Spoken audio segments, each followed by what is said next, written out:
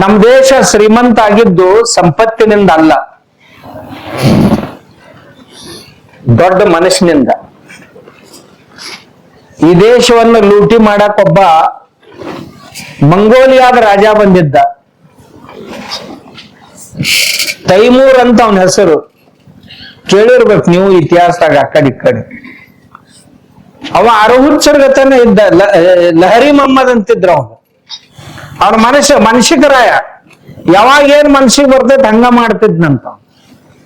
ಅವಾಗ ಅನಿಸ್ತಂದ್ರ ಎಲ್ಲರನ್ನು ನುಗ್ಗಿಸ್ಬೇಕು ಬಾಯಾಗ ಅಂದ್ರ ಊರ್ ದಂಡಿಗೆ ತಂದು ನಿಂದ್ರಿಸಿ ಎಲ್ಲರನ್ನು ಬಾಯಾಗ ನುಗ್ಗಿಸ್ತಿದ್ನಂತ. ನಿಂದ್ರಿಸಿ ಗುಂಡ್ ಹಾಕ್ಬೇಕು ಅನಿಸ್ತು ಅಂತಂದ್ರೆ ಎಲ್ಲರನ್ನು ನಿಂದ್ರಿಸಿ ಒಂದೇ ದಿವಸ ಗುಂಡ್ ಹಾಕ್ತಿದ್ನಂತ. ಅವ್ರ ಚಟಪಟ ಒದ್ದಾಡಿ ಸಾಯ್ದು ನೋಡಿ ಇವಾಗ ಹರ್ಷ ಅನ್ನಿಸ್ತಿತ್ತಂತ, ಆನಂದ ಆಕ್ಕಿತ್ತಂತ. ಇಂಥ ಒಂದ್ ನಮನಿ ಇದ್ದವ. ಒಂದ್ ದಿವ್ಸ ಅವಾಗ ಏನ್ ಅನಿಸ್ತಂತ, ನನ್ನ ಐಶ್ವರ್ಯ ಎಷ್ಟೈತಿ, ಶ್ರೀಮಂತಿಕೆ ಎಷ್ಟೈತಿ ಲೆಕ್ಕ ಹಾಕ್ಬೇಕನ್ನಂತ.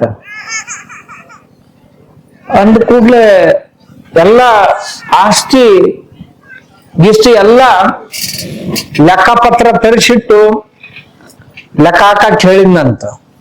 ದೊಡ್ಡ ದೊಡ್ಡ ಅಕೌಂಟೆಂಟ್ಸ್ ಬಂದ್ರು. ಅವ್ರ ಇಷ್ಟ ಆಕೈತ್ರಿ ಅಷ್ಟ ಆಕೈತ್ರಿ ಅಂದ್ರೆ ನಿಮ್ಗೆ ಸರಿಯಾಗಿ ಬರುದಿಲ್ಲ, ಯಾರ ಜ್ಞಾನಿ ಪುರುಷರನ್ನ ಕರೆಸ್ರಿ ಅಂದ್ರು. ಅಲ್ಲೊಬ್ಬ ದೊಡ್ಡ ಜ್ಞಾನಿ ಇದ್ದವ, ಆ ದೇಶದೊಳಗ ಒಬ್ಬ ಆಧ್ಯಾತ್ಮಿಕ ಕ್ಷೇತ್ರದ ಮನುಷ್ಯ. ಅವನ್ ಕರೆಸಿದ್ರು. ನೀ ಬಾಳ ದೊಡ್ಡ ಜ್ಞಾನಿ ಅಂತಲ್ಲ ಈ ದೇಶದಾಗ, ಹೇಳ ನನ್ ಕಿಮ್ಮತ್ ಎಟ್ಟಕತ್ ಹೇಳಂದ. ಅವ ಇವನೊಮ್ಮೆ ನಖಶಿಕಾಂತವಾಗಿ ನೋಡಿದ.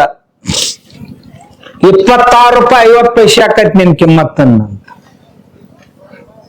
ತೈಮೂರ್ಗ ಇಷ್ಟು ಸಿಟ್ಟು ಬಂತಂತ ತಲಿಗಿಲಿ ಕೆಟ್ಟೈತ ನಿನ್ಗನ್ನ.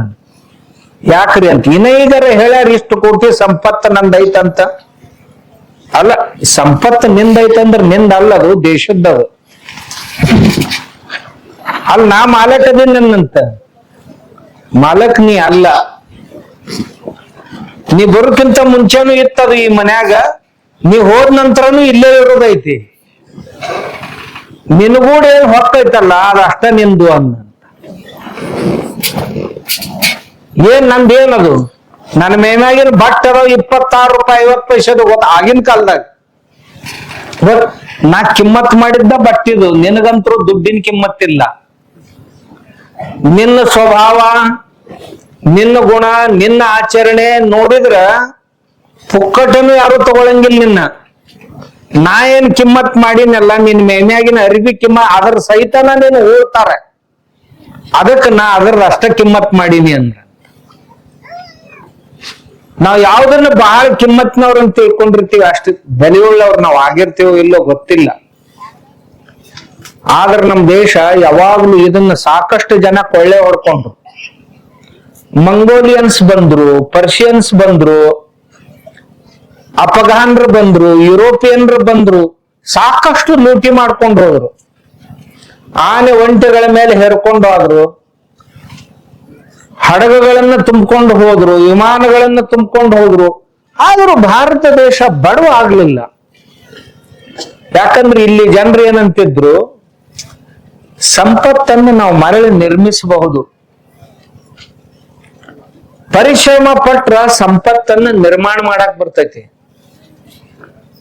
ಆದ್ರೆ ಸಂಸ್ಕಾರಗಳನ್ನ ಅಷ್ಟು ಬೇಗ ನಿರ್ಮಾಣ ಮಾಡಕ್ ಬರುವುದಿಲ್ಲ. ನಮ್ಮ ಹಿರಿಯರು ನೂರಾರು ವರ್ಷಗಳಿಂದ ಅದನ್ನು ಕಾಪಾಡ್ಕೊಂಡು ಬಂದಾರ. ನಮ್ಮ ಜನ ಬಲಿ ಕೊಡುದಾತು ಅಂದ್ರೆ ಸಂಪತ್ತಿನ ಬಲಿ ಕೊಟ್ಟು ಸಂಸ್ಕಾರಗಳನ್ನು ಉಳಿಸ್ಕೊಂಡಾರ.